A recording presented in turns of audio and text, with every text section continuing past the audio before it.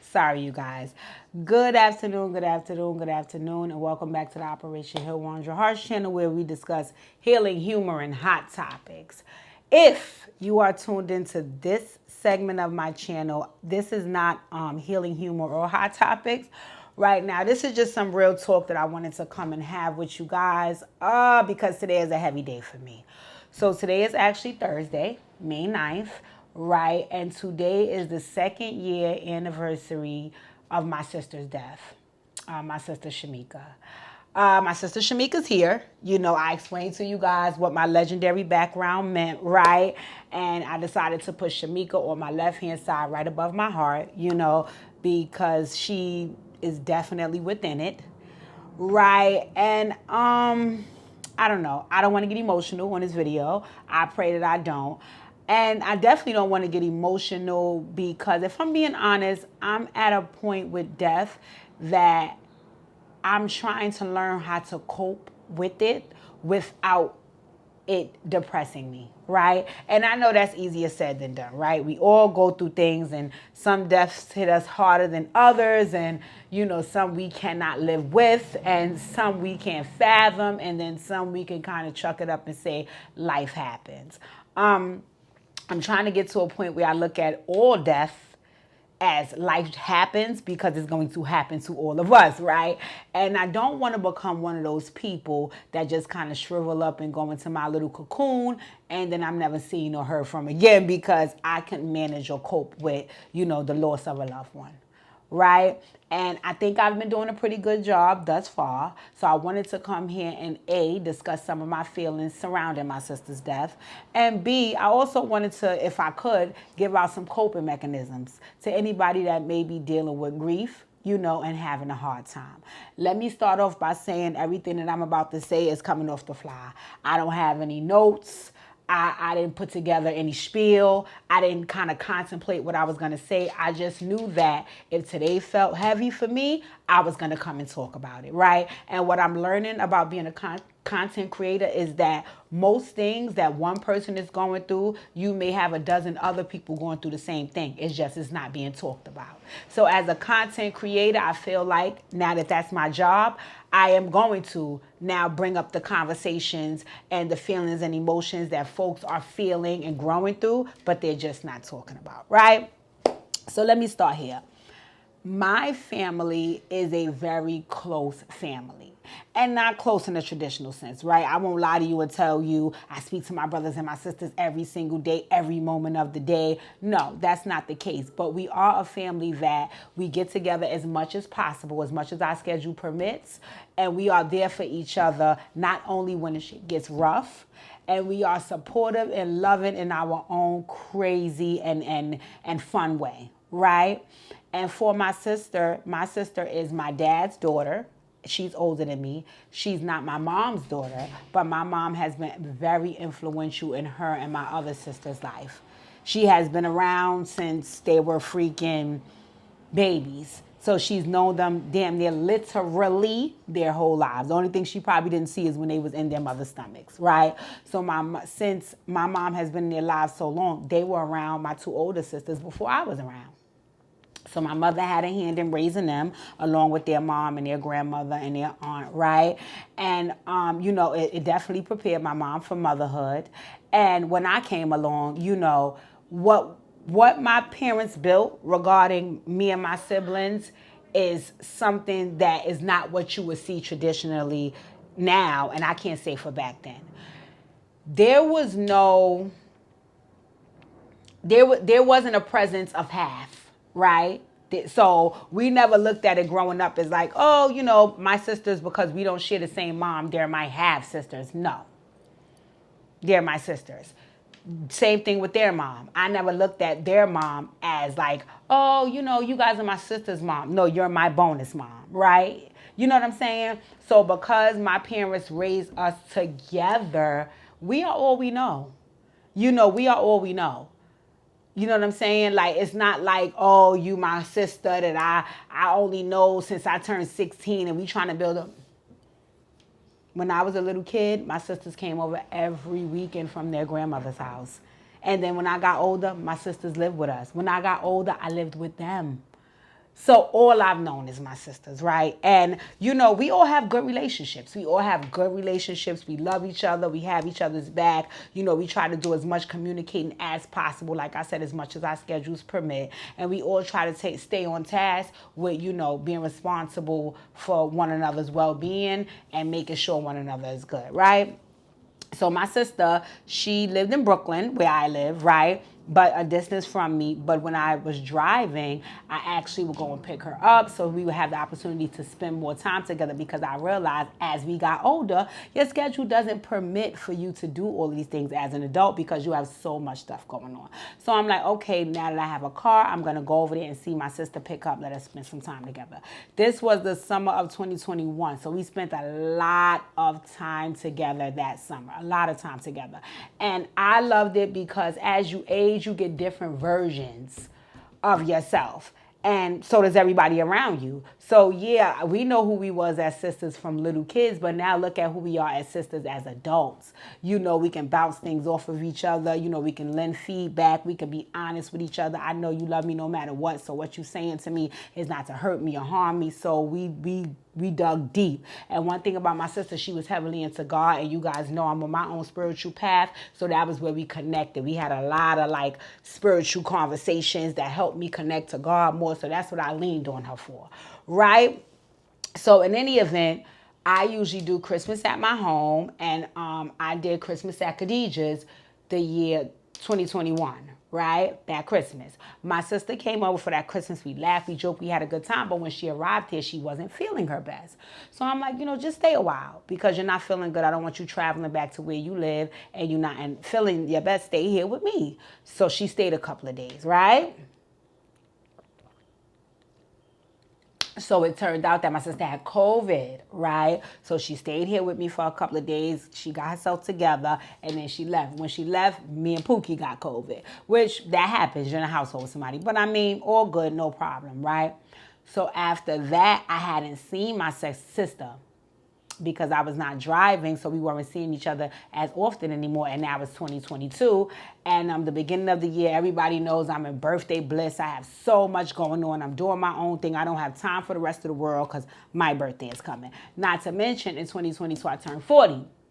So I was having a huge birthday that year. So I was so excited. So I'm like, okay, this is it. Boom, bop, bam, boom, bop, bam. So anyway, I was in birthday mode. We was texting every now and again. I asked her would she be able to participate in the festivities. She said no, she wasn't. She had her own stuff going on. She was trying to get a new job at the parks, so on and so forth. So I'm like, all good. We'll get together when we can, right?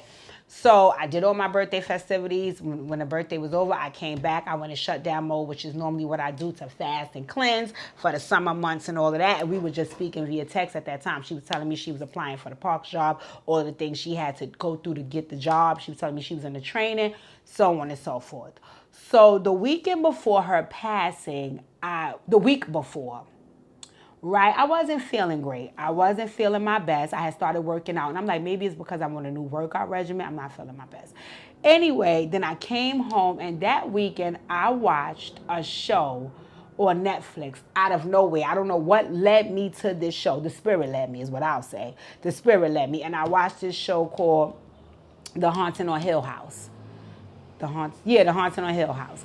And I'm like, okay, I'll watch it. So it was on Netflix. I encourage everybody to go watch it.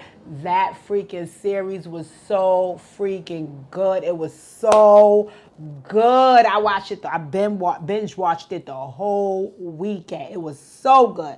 So I'm like, okay. I wasn't feeling good, and I stayed home that entire weekend to watch The Haunting on Hill House. Now, the only thing with The Haunting on Hill House that I personally found to be crazy was that when you have to watch the series, but when you watch the series, you can it's a culmination of life, right? And your experiences. It's not just about what's happening in the show. They just show you how what's happening in the show is a direct reflection to what's happening in life. And the specific situation that it was dealing with that day, in that season of that show that I randomly watched, was grief. in the show, it was like 4 or 5 siblings. One of the siblings died. And they just was showing you grief and how it takes different shapes and forms in other people and what things look like prior to that. Yo, it was so crazy to me. Again, I randomly, if I'm lying, my sister could drop down from the heavens. I randomly watched this show on Netflix. I randomly watched it, right? And I'm like, oh my God, this was so good. I watched it the whole weekend. I'm telling you, if it's still on Netflix, you guys go watch it. The Haunting of Hill House. The Haunting of Hill House. Yes. So anyway, I watched it, and that Monday, I still was not feeling good, right? So I'm like, oh my God, still don't feel good. So I called in my job, and I'm like, I'm not coming to work. I don't feel good. And I laid back down. And when I laid back down, my sister called me, my younger sister. And she said, Deidre, have you spoken to, she was asking me, did I speak to one of my older sisters, Tiki, because something was going on and they heard something about Shamika and yada, yada, yada. And I'm like, what? Okay, let me get up. Because like I said, I was half asleep. I wasn't feeling good. So I got up and I called my sister Tiki. And she was definitely emotional because she had received some phone call and she didn't know how true the phone call was and so on and so forth. So I said, well, I tell you what, let me have the information of the person that called you and let me call them and see, let me ask some more questions. She like, okay, Deidre. So she gave me the information. I called. The person was saying that they were calling. It was very weird. It was very weird how they got that information that my sister may be deceased, but they wasn't sure about the information, so they wanted me to call the hospital because they think. And I'm like, what is this? Okay, no problem, right? So I got up, I started getting dressed, and my other sister, Kwana, said, I'm going to come get you. We're going to go by the hospital. And then she came and got me. And we went to the hospital. I'm not going to get emotional in this video. We went to the hospital, right? And, they took us downstairs. It was so, again, another thing that's ironic is that where I grew up, I grew up there 18 years and I seen a lot of people come and go from that space. Ironically, a girl that lived where I grew up at years ago, but we stayed connected through Facebook, she worked in the hospital. And she's like, oh my God, Deidre, I heard and I want to give you all the information so you know where to go. So she gave me all the information. And they said, well, we're going to take you downstairs because we have to go downstairs. This body is in the morgue and we need you to, ID the body. So I said, no problem. So when we got downstairs, my sister Kwana was like, well, I'm going to stand back here because I'm not interested in IDing a body. I just can't do it, Deidre. So I'm like, it's no problem, right? And I went back there. And my sister, she looked like she was sleeping. That's one. And Shamika is so crazy. She sleeps kind of like with her eyes open. Always did since we was little. She was there just like that, right? And I mean, in all fairness, she didn't look prim and proper, right? Because of course she was deceased. And it was her. It was definitely her.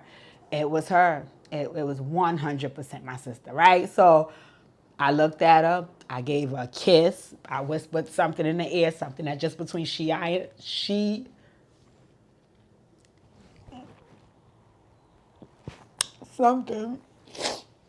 something that's just between me, her, and God, right?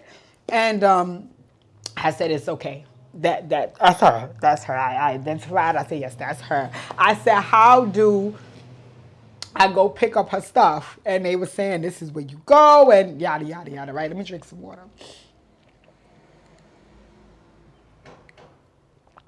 And I went and I got all her things, and I went back at my mom's house, and that was all she wrote, right? Woo! So, in any event, I am the person in my family that don't call me. I'm Last Larry. Do not call me. If you want things to go well and go smoothly and go calm, DJ's not who you call, right? So that's always been me. Like, I'm a panicker. I'm heavily emotional, right? So I'm usually that person. So one of the things that I thought about, right, when I see my sister, is that my whole life,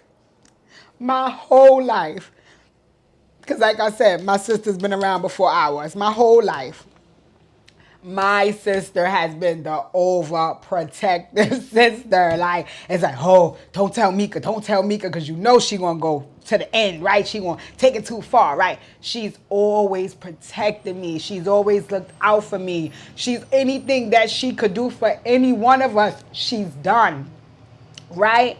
So I said to myself, in these moments for my sister, I personally, I want to show up being all of those things for her. So I told myself, I gave myself a pep talk. I said, listen, Khadijah, this is not the time.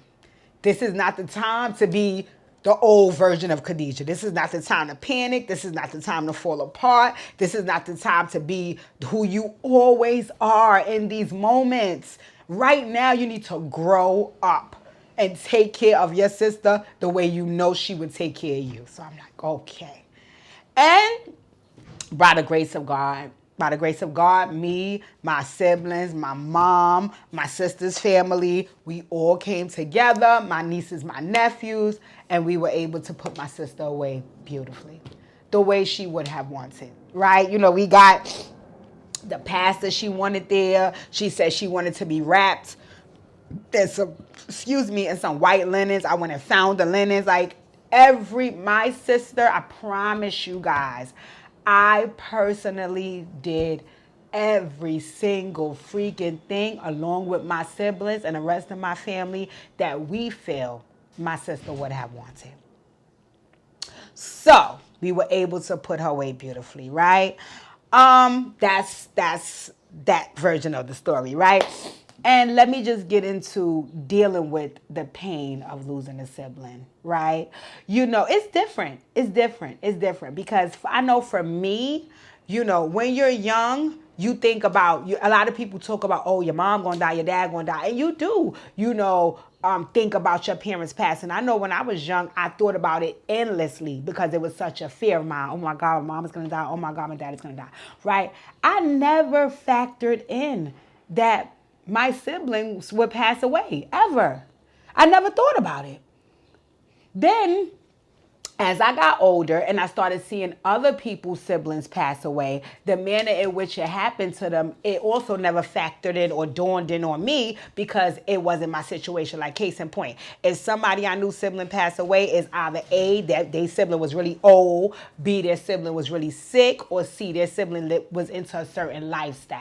For me, it was like, okay, but my siblings are not into that. They're not old, they're not sick, so I'm not thinking about them dying. Right? So when it actually hits you that you're never going to freaking see this person again, you're like,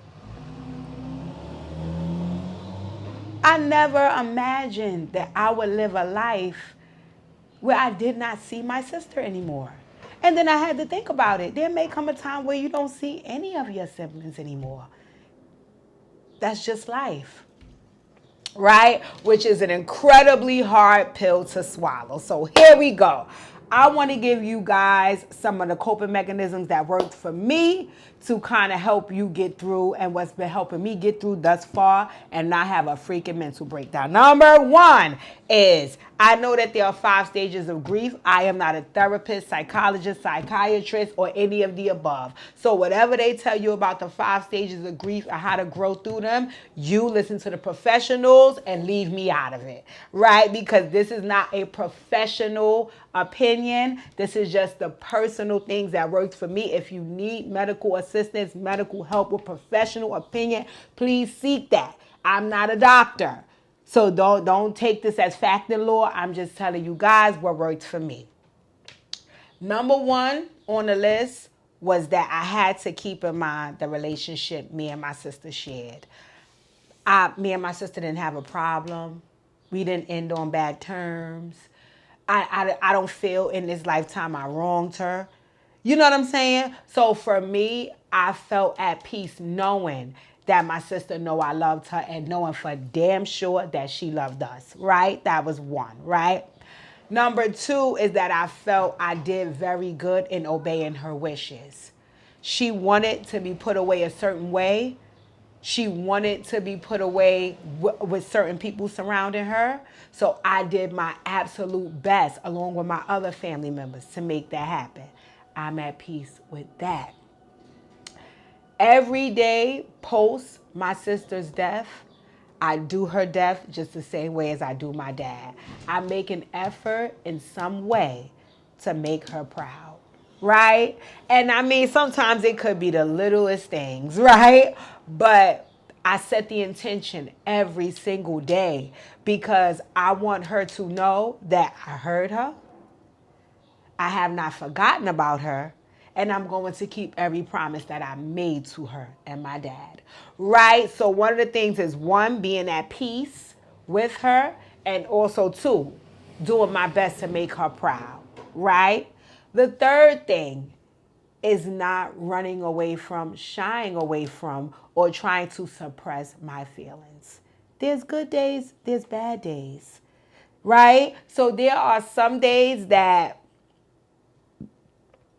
I will cry about my sister for 6 months straight.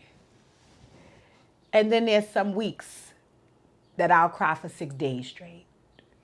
I do not try to get away from none of it. Just now on this video, the only reason why I didn't want to let out my full cry is because I know at that point I would not have been audible. Y'all wouldn't have been able to understand what I was saying. And I got up here to speak, right? But other than that, if I thought I could still speak through my tears, I would have been like, but I become inaudible when you see me in full-fledged breakdown mode. So that's why I didn't want to do so. But like I said, had I felt I had a translator here to let y'all know what I was saying, I would have broke completely down. Because if that's what I'm feeling, right? You know? So I don't run away from my feelings. I grow through them. I grow through them. I grow through them. You know, sometimes I have to make diary entries. Sometimes I have to pray. Sometimes I have to sleep.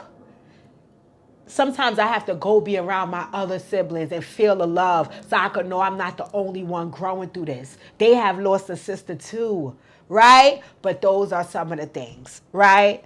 Last but not least.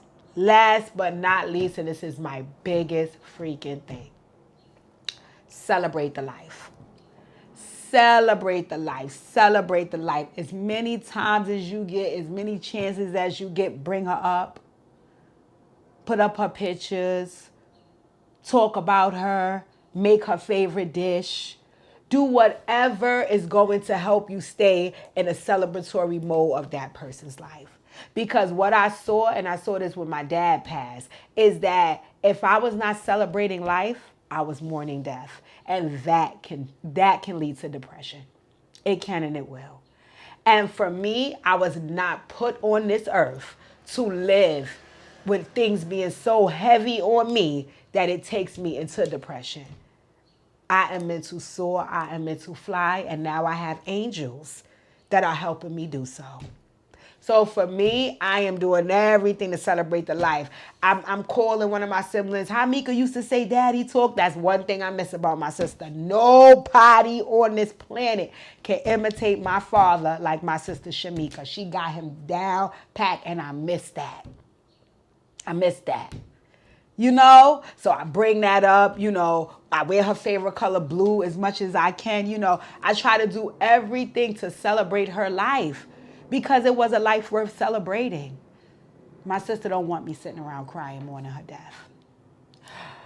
Okay, so I hope that, you know, this provided some comfort to folks growing through these situations. I pray that it did. I'm going to say this, right? There's no perfect way to grieve. There's no perfect time to grieve. You know, there's no perfect room to grieve in, right? It comes and it goes. One of my famous sayings that I say right now is grief don't give a fuck and it don't take a break, right? That and I mean it. Grief does not give a fuck and it does not give a break. You know, it can hit you at any time. It can continuously hit you. Sometimes one person died and three other people died. You know what I'm saying? So I just wanted to put out there that there is ways to move forward. I want to put out there that there is people that can help you do so. And I want to put out there that no matter what you don't see in the physical and the spiritual, we are all surrounded by angels. All right, so I'm sorry for getting so emotional, but I told you guys I live in my truth. If I'd have needed more time, y'all to see it. Girl, I will give it to you, okay? Anybody that know me know I will bust out hollering. That's just who I am. But in any event, I felt the need to do this for my sister. I felt the need to do this for my sister. I felt the need to do it for myself. You know, we need these moments. We need these moments. And truth be told, we need each other. You know, I don't know who may see this video, you know, and something in them will spark to be able to say, I lost someone, but because I watched a video, I learned some coping mechanisms that's going to let me and allow me to be okay. It's not as heavy as it used to be. You know, so we want to wish my sister a happy heavenly second anniversary. You know, I know that God has wrapped his arms around her. They probably still hugging now 2 years later. That's how much I know, right? I know that she's up there with her parents, my dad and her mom, my bonus mom, you know. And I know that she's happy about the way she lived. And I know she's proud of all of us down here. And that brings me joy. Right? So Meka, my girl, I love you. I love you. I miss your voice. I miss your face. I miss our spiritual talks. I miss everything about you. But I know that even though you're not here in the physical, you're here in the spiritual, and you always got my back. So thank you. Sending all my love up to heaven. I hope this video helps somebody. I love you guys for always tuning in and having my back. I truly appreciate it. This is the Operation Heal 100 Hearts channel. Unfortunately, this was not about healing, humor, or hot topics. This was about some real motherfucking talk that I need to get off my chest. Love you guys. Mwah. I appreciate you, and stay tuned.